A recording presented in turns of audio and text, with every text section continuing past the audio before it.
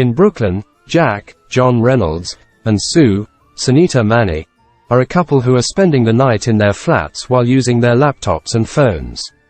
Jack's use of Sue's computer and the deletion of the tabs she was seeing since it was for work have angered Sue. To Sue's annoyance, Sue's supervisor alters her task as Jack tries to defend himself. After making amends to her, he returns to the internet after they have made up. The pair attends a party where they run into some of their pals. While some of the pals are moving along in their personal and professional life, others feel as though they are in a rut. One of the pals, Raph, Ben Sinclair, shares a recent experience with them and invites the pair to spend some time in his cabin.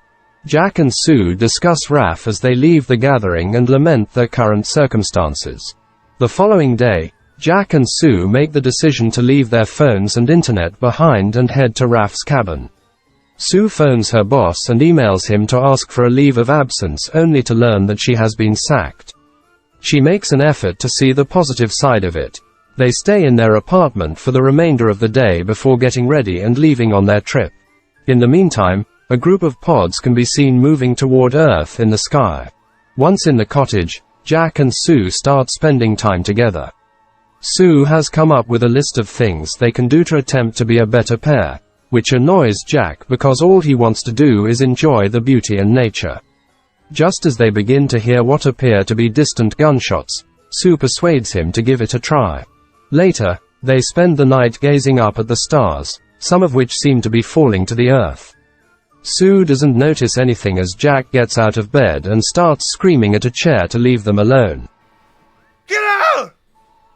Get out of here! Oh my god, Jackie.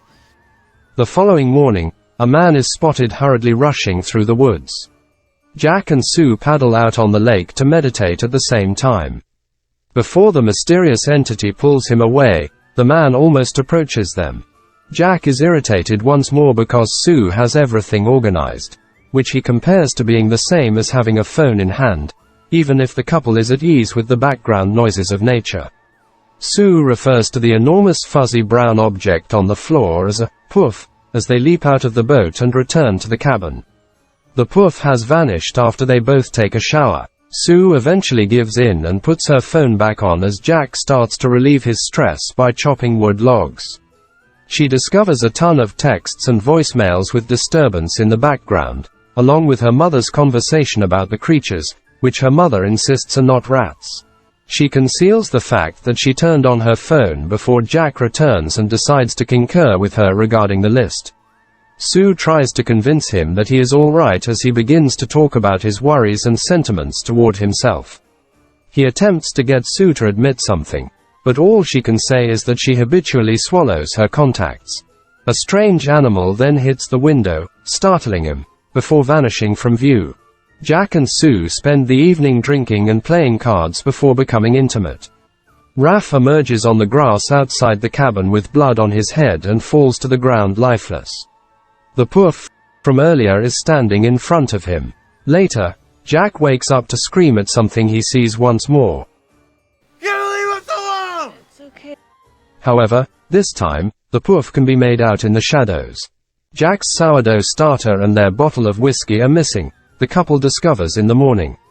Sue believes that whatever consumed both foods did so because they contained ethanol because she vaguely remembers her mother mentioning it.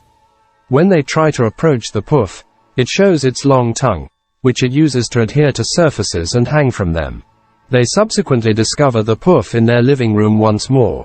Sue admits to turning her phone back on as Jack and Sue panic and lock their home. Jack finally gives in and decides to check the internet again to see what is going on. They discover messages from their pals who have experienced destruction. Unfortunately, some of them have passed away. Sue hears her mother's entire message, in which she calls the beings aliens. Additionally, they receive a message from Raph, who mentions going to the cabin and referencing a rifle that is inside. When the couple attempts to enter town in order to get mobile service, they discover that the poof stole their petrol. After discovering Raph's rifle, the pair gathers additional objects from the house to use as makeshift weapons. They gather their supplies and spend one more night inside the cabin while they make an effort to keep safe. The Poof impersonating Raph tells Jack that the Poofs will take better care of the planet than humans have when Jack wakes up screaming while still in bed. They are forced to flee the cabin when Sue wakes him up and shows them the Poof. They flee to a barn, where they discover a truck, which they use to get away. They come across a Poof who nearly steals their gas, but ultimately fails. Just as a large group of Poofs begin to take over the cabin, they take off. As Jack and Sue travel down the road, they witness a Poof's attack on another van. A second couple enters, but the Poof murders them both by sticking its tongue through their heads. Jack throws a wine bottle to try to get the Poof away from Sue and himself as soon as it notices them. The Poof rises upwards and emits some sort of foul-smelling sonic wave. A baby's cries can be heard coming from the other truck as the couple tries to continue driving. They debate whether to take the infant or not, but in the end they decide to take the child, who also happens to be named Jack, because their consciences prevail. The other couple's gun is suddenly taken by a lady, who then tells Jack and Sue that she is stealing their truck and even opens fire on them to show her seriousness. Baby Jack needs a diaper change, so Jack and Sue take him into the woods to continue their journey. After they take care of things, the Poof's wave begins to make Jack and Sue feel psychedelic. They dream until they lose consciousness.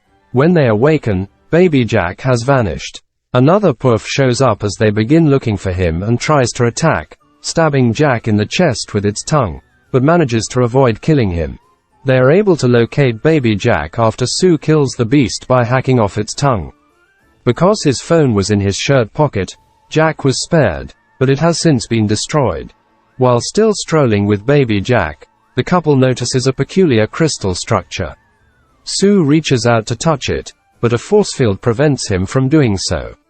Sue tries to call someone because she has a signal, while Jack tries to call someone, but his screen is too messed up to use. The crystal expands as the three move around it, encasing them in a solid, soundproof bubble while they do so.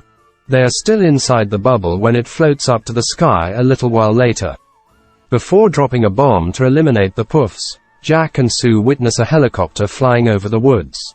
The three are raised above the clouds, where other people-filled bubbles are being raised. Baby Jack begins to giggle while Jack and Sue ponder their predicament, which relaxes them and makes them appear to accept their fate.